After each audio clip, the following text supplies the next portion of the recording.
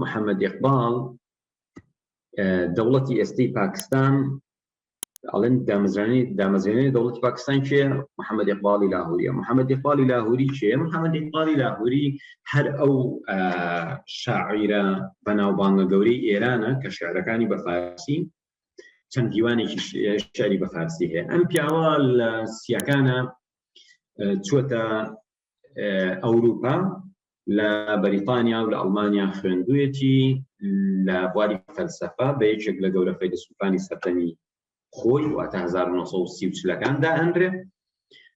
شاعیرێکی زۆر گەورەیە، قوتابیەکی ڕاستەقینەی قورئانیشە، زۆر پیراسی قورئانی کردووە، زۆر لەگەڵ قورئانە ژیاوە و ئەم پیاوە کەسێکی ڕەگەزپەرست نەبوو، بە عەقڵێکی زۆر فراوانەوە بیری لە چاکسازی لە هەموو دنیا کرد و باوەڕی وا بوو کە تەکنۆلۆژیای پێشکەوتووی ئەوروپا پێویستی بەو ڕۆحانیەتە هەیە لە قورئانە هەیە و ئێمە خۆمانمان لە دەزیاوە لە جیهانی ئیسلامیە خۆمانمان ون کردووە. ئێمە پێویستە بگەڕێینەوە بۆ خۆناسیکی قوڵ، بۆ ئەو سەردەمەی کە پێغەمبەر درودی خوای لەسەر بێ هاوڵەکانی لەسەر پەروەردە کردووە. ئێمە پێویستە جارێکی بگەڕێینەوە بۆ ئەو پەروەردە ڕۆحانیە بم تەکنۆلۆژیا و فەلسەفە پێشکەوتووە ئێمە ئەتوانین مرۆڤایەتی بەرەو بەختەوەری بەرین. ئەمە بیرروبۆچین ئیقباڵی لاهوری بوو. بەڵام قسەکەم لەسەر چییە؟ ئیقباڵی لاهوری ئەڵێن بە مانای کەلیمە سەرکردەیە. دکتۆر عەلی شەریعەتی لە کتێبەکەیە بە ناوی موقع ئیقباڵ واتە ئێمە و ئیقباڵ کۆمەڵشتی خاڵی زۆر جوان باسەکان لەسەر محەممەد ئیقباڵی لاهوری کە شایانی باسە.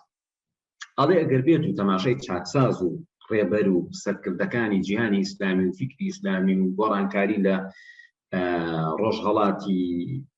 ڕۆژهەڵاتە بەتایبەتی لە جیهانی ئیسلامیە بکەین، نمونەیەکی جوانمان دەستکەوێت محەممەد ئیقباڵی لاهوریە. ئەڵێ بۆ؟ ئەڵێ چونکە ئیقباڵ ئەم سەرکردەیە کەسێ نییە تەنها بیریار و فەیلسوفێ بێ و قسەی زلکا و هیچی لێ دیار نەبێت. لەم لاوە ئەم کەسە عیرفانیە جوانەیە کە لە ناو عیرفان و خواویستی و عەشقی خواییە قوڵ بووەتەوە. هاوکات ئەم کەسە کێ؟ ئەم خاوەن ئەدەبە جوانەی، ئەم هەموو شعر و بەخشان و ئەم هەموو شتە جوانەی هەیە، دنیا شعری جوانی هەیە بە زمانی ئوردوی پاکستان و بە زمانی فارسی. ئەڵێ محەممەد ئیقباڵ یەکێکە لەوانەی کە ئەم کەسە نییە تەنها قسەی زلکا و لە دوورەوە کۆمەڵگاکەی خۆی ئیهمال کردبێ، بەڵکو هاتووەتە ناو دنیای گۆڕانکاری کۆمەڵایەتی لە وڵاتی پاکستان و لە جیهانی ئیسلامیە و شیعرەکانی تەنانەت خەڵک کە پێش دەوڵەت دروستکردنی دەوڵەتی پاکستان کە شۆڕشیان دروست کرد شیعرەکانی ئیقباڵیان ئەوتەوە، یعنی ئەوەندە شیعرەکانی حەماسی بوو. ئەڵێ تۆ سەیری ئەم کەسایەتیە نمونە بکە، ئەڵێ من لە دوای محەممەد و یارانی ئیقباڵی لاهوری ئەبینم هەڵگری ئەم سیفەتانەیە، چونکە ئەڵێ دوای هاوڵە نزیکەکانی پێغەمبەر درودی خوایان لەسەر بێ هەر کەسێک ئەگری لە بوارێک ئاشتە. بۆ نمونە مەولانا ئەگری، ئەڵێ مەولانا لە ناو دنیای عیرفان و شعر و ئەدەبیاتایە.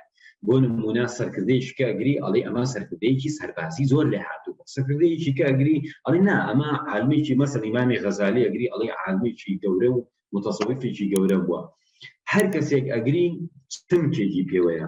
بەڵام ئەڵێ زۆر جێگەی سەرسوڕمانە ئێمە لە سەرەتای 1900ەکانە نەفرێکمان دەسەکەوێت لەو نووسە ئەسڵیە.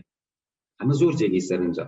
اینجا مۆزوعەکە چییە؟ مۆزوعەکە توانای سەرکردایەتیکردنەوە، توانای سەرکردایەتی ئینسپایرین. تۆ وەرە چەند کارمەندێک کە هەبێ بتەوێ